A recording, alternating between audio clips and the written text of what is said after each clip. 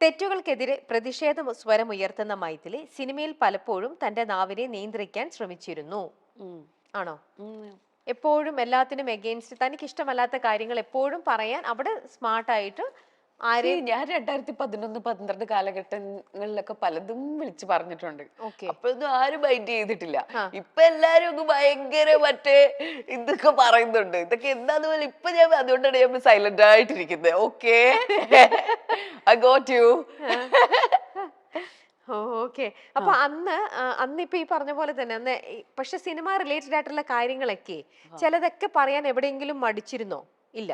Cinema related ആയിട്ടുള്ള കാര്യങ്ങള് അങ്ങനെ പറയാനൊന്നും മടിച്ചിട്ടൊന്നുമില്ല. പക്ഷെ ഞാൻ പറയേണ്ട സമയത്ത് പറഞ്ഞിട്ടുണ്ട്. പക്ഷെ അന്ന് ആരും അത് വില കൊടുക്കുക അതിന് ആരും ശ്രദ്ധിക്കുക പോലും ചെയ്തിട്ടില്ല. അത് എന്തുകൊണ്ടായിരിക്കും മൈഥിലി ചിന്തിച്ചിട്ടുണ്ടോ? എനിക്കറിയില്ല. ആണോ? ഒരിക്കൽ പോലും. കാരണം മൈഥിലി ഇതുപോലെ ഓപ്പൺ അപ്പ് ആയിട്ട് സംസാരിക്കുന്ന ഒരാളായിട്ട് ഞാൻ അങ്ങനെ ആയിരുന്നു. അതാ പക്ഷെ പറഞ്ഞെ. എന്റെ ശബ്ദം അടച്ചില്ലേ? അതെ, അടപ്പിച്ചില്ലേ? അടപ്പിച്ചു. അതും അടപ്പിച്ചത് ഈ മാധ്യമങ്ങളാണ്. അതെ അല്ലേ? അതെ. അതായത് ഒരു പെൺകുട്ടി, എത്ര വയസ്സുള്ള ഒരു പെൺകുട്ടിയാണ് ഇത്രയും സഫർ ചെയ്യുന്നത്? ഒരു ഫേക്ക് ന്യൂസ് അല്ലെ, ഇത്രയും ഒരാളെ കുറിച്ച് ഇങ്ങനെ വേണ്ടാതിനം പറയുന്നതിനൊക്കെ ഒരു പരിധിയില്ലേ? ഒരു പരിധി കഴിയുമ്പോഴത്തേക്ക് നമ്മള് തളർന്നു പോവും. മനസ്സിലായോ? ആ തളർച്ചയെന്ന് നമ്മൾ വീണ്ടും ഉയർത്തെഴുന്നേൽക്കും. മരിക്കില്ല. സ്ട്രോങ് ആയിട്ട് നമ്മൾ കുറച്ചും കൂടെ സ്ട്രോങ് ആവുകയുള്ളൂ.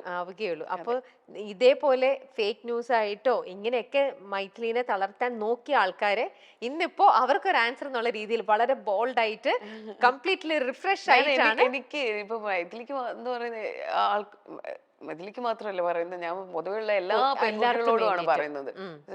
എന്തൊരു ഇതിനെയും ഫേസ് ചെയ്ത് നിങ്ങള് അത്രയും നിങ്ങൾക്ക് മാത്രമേ നിങ്ങളെ സ്ട്രോങ് ആക്കാൻ പറ്റത്തുള്ളൂ.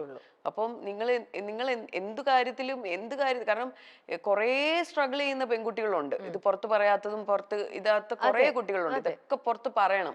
പറഞ്ഞാൽ മാത്രമേ നിങ്ങൾക്ക് നല്ലൊരു അല്ലെങ്കിൽ നിങ്ങൾ അതിനെ ഓവർകം ചെയ്യാനും ഇത് ചെയ്യാനും ഒക്കെ പറ്റത്തുള്ളൂ. ഇപ്പൊ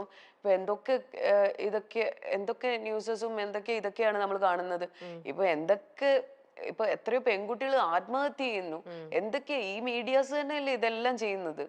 ഈ സോഷ്യൽ മീഡിയ അല്ലേ എല്ലാവരുടെയും. ഇപ്പൊ നമ്മൾ പറയുന്നത് സിനിമ മേഖല മാത്രമാണ് ഇങ്ങനെ. എല്ലാ മേഖലകളിലും പ്രശ്നങ്ങളല്ലേ?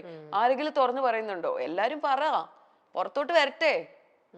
അതെ, എല്ലാ മേഖലകളിലും ഉള്ളവര് പറയണം. അതായത് സിനിമ മേഖല എന്ന് പറയുമ്പോ ഓക്കെ, സിനിമ കുറച്ചും കൂടെ ഒരു കളർഫുൾ ഒരു സാധനമാണ്, ഗ്ലാമർ ലോകമാണ്. അപ്പൊ സിനിമയിൽ മാത്രമാണോ? നിങ്ങളോട് തന്നെ ചോദിച്ചു നോക്ക്, സിനിമയിൽ മാത്രമാണോ? മലയാളത്തിൽ മികച്ച തുടക്കം ലഭിച്ച നടിയാണ് മൈഥിലി. പാലേരി മാണിക്യം ഒരു പാതിരാ കൊലപാതകത്തിന്റെ കഥ എന്ന സിനിമയിലൂടെയാണ് മൈഥിലി സിനിമാ അഭിനയ രംഗത്ത് തുടക്കം കുറിക്കുന്നത്. ഏറെ ശ്രദ്ധ നേടിയ ചിത്രത്തിൽ ടൈറ്റിൽ കഥാപാത്രത്തെയാണ് മൈഥിലി അവതരിപ്പിച്ചത്. പിന്നീട് മലയാളത്തിലെ മുൻനിര നായിക നടിയായി മൈഥിലി മാറുകയായിരുന്നു. എന്നാൽ ഒരു ഘട്ടത്തിൽ നടിയെ ലൈംലൈറ്റിൽ കാണാതെയായി. ഇന്ന് കുടുംബജീവിതത്തിലേക്ക് ശ്രദ്ധ നൽകുകയാണ് നടി. അമ്മയായ താരം ശക്തമായ കഥാപാത്രങ്ങളുമായി വീണ്ടും സിനിമാ രംഗത്തെത്തുമെന്നാണ് ആരാധകരുടെ പ്രതീക്ഷ. ഇപ്പോഴിതാ തനിക്ക് നേരെ ഒരു കാലത്ത് വന്ന വ്യാജ വാർത്തകളെക്കുറിച്ചും ഹേമ കമ്മിറ്റി റിപ്പോർട്ടിനെക്കുറിച്ചും മൈഥിലി തുറന്നു പറയുകയാണ്. ഗോസിപ്പുകൾക്ക് തളർത്താൻ പറ്റാത്ത നടി എന്ന ലേബൽ എപ്പോഴെങ്കിലും ആസ്വദിച്ചിട്ടുണ്ടോ? ഞാൻ അതിനോട് ആർഗ്യൂ ചെയ്യുന്നില്ല. I am enough, I am done enough. I don't want ഇനിയും അതൊന്നും റിപ്പീറ്റ് ചെയ്യണ്ട. I am having a good family, I am having a beautiful son. It's enough for me. Okay. വിവാഹ വാർത്തകൾ വളച്ചൊടിച്ചവരോട് ഇന്നും ദേഷ്യം മനസ്സിൽ കാത്തു സൂക്ഷിക്കുന്നു. വിവാഹ വാർത്ത മനസ്സിലൊന്നും ഇല്ല എൻ്റെ. പക്ഷെ എന്നാലും എനിക്ക് അതൊക്കെ ഓരോ ട്രോമാസ് ആണ്. എൻ്റെ ഓരോ കാര്യങ്ങളും നമ്മള് ഇത് ചെയ്യാൻ തുടങ്ങുന്നു, അല്ലെ നമ്മൾ എന്തെങ്കിലും എന്താ പറയാ, ഇപ്പൊ നമ്മളൊരു കേസ് കൊടുക്കുന്നു, നമ്മൾ അതിനെതിരെ ഇത് ചെയ്തുകൊണ്ടിരിക്കുമ്പോ ഇതേ മാധ്യമങ്ങൾ ഇതേ കാര്യങ്ങൾ വെച്ച് തന്നെ അതായത് നമ്മുടെ ജീവിതത്തിനെയും കൂടെ കയറി ഇടപെടുക എന്ന് പറയുന്നത് ഇറ്റ്സ് വെരി ബാഡ്. അപ്പോഴും അവര് നമ്മളുടെ പേഴ്സണൽ ലൈഫിനെ കുറിച്ച് ചിന്തിക്കുന്നില്ല. നമ്മള് കല്യാണം പോലും വിട്ട് കാശാക്കുന്ന ആൾക്കാരാണ് ഇവിടെ ഉള്ളത്. എങ്ങനെങ്കിലും എന്തെങ്കിലും പറഞ്ഞ് അത് നെഗറ്റിവിറ്റി സ്പ്രെഡ് ചെയ്ത് അതിലൂടെ പൈസ ഉണ്ടാക്കുക എന്നുള്ള ഒരു എയിമാണ്. നിങ്ങൾക്ക് നല്ലത് നന്നായി ജീവിച്ചൂടെ? അതെ അല്ലേ? എന്തിനല്ലേ നല്ലത് എഴുതി നന്നായി ജീവിച്ചൂടെ? സത്യം. എന്തിനാ ഈ വളച്ചൊടിച്ച വാർത്തകളുമായിട്ട് ഒരുപാട് ആൾക്കാര് അല്ലേ? അതെ. എന്തിന്റെ ഇതാണ് വെറുതെ ഓരോന്നും ഫേക്ക് ന്യൂസും ആക്കിക്കൊണ്ട്. നേരെ ഇനി ആരെ കുറിച്ച് എന്ത് എഴുതിയാലും നേരെ കംപ്ലൈന്റ് ചെയ്യുക, നേരെ പോയാൽ മതി. ഇനി പരിപാടി അതേ ഉള്ളൂ. അല്ലാണ്ട് ബാക്കി ഒരു പരിപാടിക്ക് നിൽക്കരുത്. ഡയറക്റ്റ് കംപ്ലൈന്റ് ചെയ്യുക, പരിപാടി ഇത് ചെയ്യുക. അല്ലാണ്ട് ഇതും പറഞ്ഞ് നമ്മൾ ഇതും സ്ട്രഗിൾ, നമ്മൾ വിചാരിക്കും ഓക്കെ കുറച്ച് ഇനി ഇവര് നിർത്തുമായിരിക്കും, ഇവര് നിർത്തൂല. ഇവര് ഒരാളെ ഒരു ഇരയെ കിട്ടിയ പോലെയാണ് അവർക്ക്. അവരങ്ങോട്ട് മെഴുകുകയാണ് അതിനകത്തിട്ട്. അവരിങ്ങനെയൊക്കെ ചെയ്യുമ്പോ അവര് വിചാരിക്കുന്നില്ല എത്രത്തോളം മറ്റേ പേഴ്സണലിനെ വേദനിപ്പിക്കുന്നുണ്ട്. അവര് പോകുന്ന മെന്റൽ ആ ഒരു ട്രോമ ഇതൊന്നും ഒരിക്കലും അവര് ചിന്തിക്കുന്നതേ ഇല്ല. മെന്റലാണ്. അത്തരം വിഭാഗക്കാരെന്ന് പറയുന്നതേ ഒരു മെന്റലാണ്. അപ്പൊ ആ മെന്റൽ ഇതിനകത്തോട്ട് നമ്മൾ ചെന്ന് പെടാതിരിക്കുക. Because it makes us mental. മനസ്സിലാവുന്നുണ്ടോ? ശരിക്കും അതാണ്. അപ്പൊ അതിനകത്തോട്ട് ചെന്ന് പെടാതിരിക്കുക എന്നുള്ളതാണ് നമ്മൾ ശ്രദ്ധിക്കേണ്ടത്. അതെ, അവര് ചെയ്യുന്നതിന്റെ അവർക്ക് കിട്ടിക്കോളും. അതെ, പണ്ടൊക്കെ പിന്നെ ആയിരുന്നു. ആണല്ലേ? സിനിമയിൽ നിന്നും മാറ്റി നിർത്തലുകൾ ഉണ്ടായിന്ന് വിശ്വസിക്കുന്നുണ്ടോ? വിശ്വസിക്കുന്നുണ്ട്. ഉണ്ട്. മാറ്റി നിർത്തലുകൾ ഉണ്ടായിട്ടുണ്ടാവാം. കാരണം അതുകൊണ്ടല്ലേ ഈ ചാൻസസ് ഒക്കെ നമുക്ക് അങ്ങോട്ടും ഇങ്ങോട്ടും ഒക്കെ മാറി പോകുന്നത്. പിന്നെ അതൊക്കെ നമുക്ക് ഒരിക്കലും ക്ലെയിം ചെയ്യാൻ പറ്റൂല. ചിലപ്പം ഞാൻ പറഞ്ഞില്ലേ, ഒരു സ്ക്രിപ്റ്റ് ഇപ്പൊ ഞാൻ പറഞ്ഞേ, ഒരു വിഭാഗം ആൾക്കാർക്കോ അവർ ആ പടത്തിൽ വേണ്ട, അവർ ഈ പടത്തിൽ വേണ്ട എന്ന് തീരുമാനിച്ചതാണ് അവരൊരു സർക്കിള്. പിന്നെ ഒരു വിഭാഗം ആൾക്കാരെന്ന് പറയുന്നത് ചിലപ്പം ആ സ്ക്രിപ്റ്റില് നമ്മൾക്ക് ഒരു ക്യാരക്ടർ ഉണ്ടാവില്ല. അത് അവരുടെ കുറ്റമോ നമ്മുടെ കുറ്റമോ അല്ല. അവര് എഴുതി വരുന്ന സ്ക്രിപ്റ്റിനകത്ത് ആ ക്യാരക്ടർ നമ്മൾ ആപ്റ്റ് ആവൂല. അപ്പൊ അവർക്ക് ഒരിക്കലും നമ്മളെ ഇത് ചെയ്യാൻ പറ്റൂല. അത് അവരെ കുറ്റപ്പെടുത്തിയിട്ടോ നമ്മളെ ഇത് ചെയ്തിട്ടോ കാര്യമില്ല. അപ്പം അങ്ങനത്തെ ഒരു മനഃപൂർവ്വമായിട്ട് നമ്മളെ മാറ്റുന്നതും ഉണ്ടാവും. ചിലപ്പോ ഇതുപോലത്തെ സാഹചര്യങ്ങൾ കാരണം നമുക്ക് അവിടെ മാറ്റി നിർത്തുന്നു എന്നൊക്കെ പറയുന്നത് എനിക്ക് ഒരു പിടിയില്ല കേട്ടോ, എനിക്കറിയില്ല. പക്ഷെ നമ്മള് എന്തൊക്കെ ഇപ്പൊ എത്രയോ സ്ത്രീകൾക്ക് വേണ്ടി പ്രവർത്തിക്കുന്നവരും പുരുഷന്മാർക്ക് വേണ്ടി പ്രവർത്തിക്കുന്നവരും എല്ലാരും ഉണ്ട്. എന്നാ ഒരാള് വിചാരിച്ചാൽ നമുക്ക് ഏതെങ്കിലും ഒരു സ്ത്രീക്ക് ഒരു ഇത് പറ്റിക്കഴിഞ്ഞു, എന്തെങ്കിലും ഒരു ബുദ്ധിമുട്ട് ഉണ്ടായി, അവരെ ഒന്ന് കൈപിടിച്ച് തിരിച്ച് കൊണ്ടുവരാം എന്നാരും ചിന്തിക്കുന്നില്ലല്ലോ. എന്നാരും ചിന്തിക്കുന്നില്ലല്ലോ. ആരും യു ഹെൽപ്പ് ഈച്ച് അതേഴ്സ്. നിങ്ങളെ തന്നെ സംരക്ഷിക്കുവോ? ഇല്ലല്ലോ. നിങ്ങൾ തമ്മില് ഇല്ല, എനിക്ക് തോന്നുന്നില്ല. അല്ലേ? What do you think? അതെ, കറക്റ്റ് ആണ്. എല്ലാരും ഇങ്ങനെ സപ്രസ് ചെയ്യാൻ എല്ലാവർക്കും ഭയങ്കര സന്തോഷാണ്. കൈ പിടിച്ച് ഓക്കെ നാളെ നീ വാ, നീ കേറി വാ എന്ന് പറയുന്ന ആരെങ്കിലും ഉണ്ടോ? ഈ സ്ത്രീ സമൂഹത്തിലുണ്ടോ? സ്ത്രീകളിലുണ്ടോ? പുരുഷന്മാരിലുണ്ടോ? അത് നമ്മൾ ഒറ്റയ്ക്ക് വരണം. ഞാൻ പടങ്ങൾ ചെയ്യുന്നുണ്ടായിരുന്നു, പടങ്ങളെല്ലാം ഹിറ്റായിരുന്നു. പക്ഷെ മാധ്യമങ്ങൾ എടുത്തുന്നത് വേറെ കാര്യങ്ങളാണ്. പാലേരി മാണിക്യത്തിന് ശേഷം ഞാൻ ചെയ്ത എല്ലാ പടങ്ങളും ഹിറ്റാണ്. ചട്ടമ്പിനാട്, ഈ അടുത്ത കാലത്ത് സോൾട്ട് ആൻഡ് പെപ്പർ, ഷിക്കാർ തുടങ്ങി എല്ലാം ഹിറ്റ് തന്നെയായിരുന്നു. താരങ്ങൾക്കും സ്വകാര്യ ജീവിതമുണ്ട്. എല്ലാവർക്കും തലയിൽ കയറി നിറങ്ങാൻ പറ്റില്ല. ഞാൻ വന്ന കാലഘട്ടത്തിൽ പ്രിന്റ് മീഡിയകൾ ഉൾപ്പെടെ ഫേക്ക് ന്യൂസുകൾ കൊടുത്തു. എന്തൊക്കെ കഥകളാണ്! കഞ്ഞി കുടിക്കാൻ വേണ്ടിയായിരിക്കും. എന്നാൽ പോലും നമ്മളെ വിറ്റ് കാശാക്കുന്നു. ഇങ്ങനെയുള്ള മാധ്യമങ്ങൾക്കെതിരെ 20ഓളം കേസുകൾ താൻ കൊടുത്തിട്ടുണ്ട്.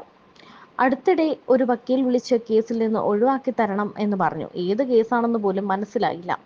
ഞങ്ങൾ ഒന്നും ചെയ്തിട്ടില്ല, കട്ട് ആൻഡ് കോപ്പി പേസ്റ്റ് ചെയ്തിട്ടേ ഉള്ളൂ എന്ന് പറഞ്ഞു. കേസ് പിൻവലിക്കില്ല എന്നാണ് താൻ പറഞ്ഞത്. താൻ പ്രതികരിക്കാതെയായപ്പോൾ തന്നെക്കുറിച്ച് എന്തൊക്കെയോ കഥകൾ എഴുതാൻ തുടങ്ങിയെന്നും മൈഥിലി ചൂണ്ടിക്കാട്ടി. മലയാള സിനിമയിലെ മാത്രം പ്രശ്നമല്ല, തെലുങ്കിൽ ഒരു അഭിമുഖത്തിന് താൻ പോയി. 3 സബ്ജക്ട് എന്നോട് പറഞ്ഞു. ഇന്നു മുതൽ നീ എൻ്റെ ഗേൾഫ്രണ്ട് ആണെന്ന് പറഞ്ഞു. എൻ്റെ കയ്യിൽ ഒരു റിംഗ് ഉണ്ടായിരുന്നു. ഞാൻ കമ്മിറ്റഡ് ആണെന്ന് പറഞ്ഞു. നിനക്ക് വീടും ജിം ട്രെയിനറെയും തരും, ഇവിടെ താമസിക്കണം, കേരളത്തിലേക്ക് തിരിച്ചു പോകരുതെന്ന് അയാൾ പറഞ്ഞു. എന്നെ വിൽക്കാൻ വച്ചതല്ല, ഞാൻ ആർട്ടാണ് വിൽക്കുന്നതെന്ന് ഞാൻ മറുപടി നൽകി. സിനിമ ചെയ്യാതെ താൻ തിരിച്ചു വന്നു എന്ന് മൈഥിലി പറയുന്നുണ്ട്. എന്തിനാണ് ഇങ്ങനെ ഫേക്ക് ന്യൂസുകൾ കൊടുക്കുന്നത്? നല്ല കാര്യം ചെയ്ത് നന്നായി ജീവിച്ചുകൂടെ എന്നാണ് മൈഥിലി ചോദിക്കുന്നത്. എല്ലാവരും എന്തിനാണ് നമ്മുടെ കല്യാണം പോലും വിറ്റ് കാശാക്കുന്നു, നമ്മളെ വിൽക്കുന്നു? എന്തിനാണ് ഇങ്ങനെ ചെയ്യുന്നത്?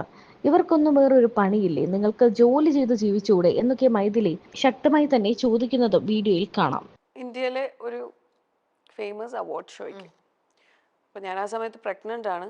അപ്പം അപ്പൊ അതിന് മുന്നിലത്തെ ഫസ്റ്റ് ഡേ എന്തോ എവിടെയാ ക്രൗണിലോ എന്തോ അതിൻ്റെ ഒരു ഇതുണ്ട്. അപ്പം അതിന് വരുവാണെന്നുണ്ടെങ്കിൽ ബാക്കി പിറ്റേന്ന് മറ്റേ ഇത് വരിക. അപ്പം ഞാൻ പറഞ്ഞു ഞാൻ എന്തായാലും ക്രൗണിൽ വരാൻ പറ്റൂല, ഞാൻ ഡയറക്റ്റ് അവാർഡിന് വന്നോളാം എന്ന് പറഞ്ഞു. അത് കഴിഞ്ഞിട്ട് പുള്ളി എന്നെ വിളിച്ചില്ല. അപ്പം ഞാൻ ചോദിച്ചു, അപ്പം ഇതൊക്കെ കഴിഞ്ഞിട്ട് പുള്ളി എന്നെ വിളിച്ചു. അപ്പം ഞാൻ ചോദിച്ചു, നിങ്ങൾ എന്തിനാണ് എന്നെ വിളിക്കുന്നത്? അപ്പോൾ പറഞ്ഞു ഇതുപോലെ അത് ഞാൻ പറഞ്ഞു നിങ്ങൾ ഇവിടുന്ന് ഞാൻ കണ്ടു, ഞാൻ ആർട്ടിസ്റ്റിനെയൊക്കെ ഇവിടുന്ന് കണ്ടു, ഇവിടെ രണ്ടു. അപ്പോൾ എൻ്റെ അടുത്ത് പുള്ളി പറഞ്ഞ ഒരു ഡയലോഗുണ്ട്. പുള്ളി പറഞ്ഞത് സോഷ്യൽ മീഡിയയിൽ ഇത്ര ഫോളോവേഴ്സ് ഉള്ളവരെയാണ് അവിടുന്ന് അവാർഡ്സിന് വിളിക്കുന്നതെന്ന്. അപ്പം ഞാൻ ചോദിച്ചു അതെയോ, ഓക്കെ. ഞാൻ പറഞ്ഞു നാണോ ഇല്ലല്ലോ തനിക്ക്, ഇത് പറയാനുള്ള നാണം ഉണ്ടോ? ഒന്ന് ആലോചിച്ച് നോക്ക്. സോഷ്യൽ മീഡിയയിൽ ഞാൻ ഇവിടെ 1 or 2 മൂവി ചെയ്തിട്ടുള്ള കുട്ടികളാണ് ഇതിൽ പോയിട്ട് ഇതിലപ്പോൾ ഇത്രയോ കാലിബറുള്ള എത്രയോ ടാലൻറ്റഡ് ആയിട്ടുള്ള ആർട്ടിസ്റ്റുകളുണ്ട്. അപ്പം ആ സോഷ്യൽ മീഡിയയിൽ എത്ര ഫോളോവേഴ്സ് അനുസരിച്ചിട്ടാണ് ഇവിടെ ചാൻസസ് എന്നിപ്പോൾ. അതായത് അതനുസരിച്ചിട്ടാണ് ഓരോരുത്തർക്ക് ചാൻസസ് വരുന്നതെന്ന്. ഹിന്ദിയിലും തമിഴിലും മലയാളത്തിലും എത്ര ഫോളോവേഴ്സ് ഉണ്ടോ അതിനനുസരിച്ചിട്ടാണ് ചാൻസസ് വരുന്നതെന്ന്. ഞാൻ എന്ത് മണ്ടത്തരമാണ് ഇയാൾ ഈ പറയുന്നത്? അല്ലേ, നിങ്ങൾക്ക് തോന്നുന്നില്ലേ? നിങ്ങൾക്ക് കേട്ടിട്ട് എന്താ തോന്നുന്നത്?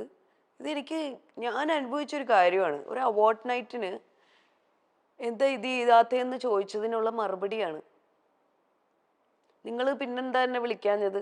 നിങ്ങൾ വിളിച്ചില്ലല്ലോ, നിങ്ങൾ ഇതിന് വിളിച്ചിട്ട് ഇത് ചെയ്യാന്നല്ലേ പറഞ്ഞത് എന്ന് ചോദിച്ചപ്പോൾ പറഞ്ഞു അത് മറ്റേ ഇതാ കാര്യമെന്ന്. ആ മേലെ എന്നെ വിളിച്ചു പോയേക്കരുത് പറഞ്ഞു ഒരു കാര്യത്തിനും. എന്താ അല്ലേ, എത്രയോ ടാലന്റഡ് ആയിട്ടുള്ള ആർട്ടിസ്റ്റുകളുണ്ട്. ഈ സോഷ്യൽ മീഡിയയിലെ ഫോളോവേഴ്സിനെ പൈസ കൊടുത്ത് വാങ്ങിക്കാം. എത്രയോ പേര് പൈസ കൊടുത്ത് വാങ്ങിച്ചിട്ടിട്ടുണ്ട്. ഞാനൊന്നും പുറത്തോട്ട് പൈസ കൊടുത്തല്ല വാങ്ങിച്ചിട്ടുള്ള കേട്ടോ. എനിക്ക് ജെന്യൂൻ ആയിട്ടുള്ള കുറച്ച് ഫോളോവേഴ്സേ ഉള്ളൂ, പക്ഷെ ജെന്യൂൻ ആയിട്ടുള്ള ആൾക്കാരാണ് കേട്ടോ. ഞാൻ ഇത്ര ആക്റ്റീവായിട്ടുള്ള ഒരാളല്ല, പക്ഷെ മനസ്സിലാവുന്നുണ്ടോ? അപ്പൊ അങ്ങനത്തെ ഒരു എക്സ്പീരിയൻസ് ആണ് എനിക്ക് ഇങ്ങനത്തെ ഒരു സാധനത്തിൽ നിന്ന് കിട്ടിയത്.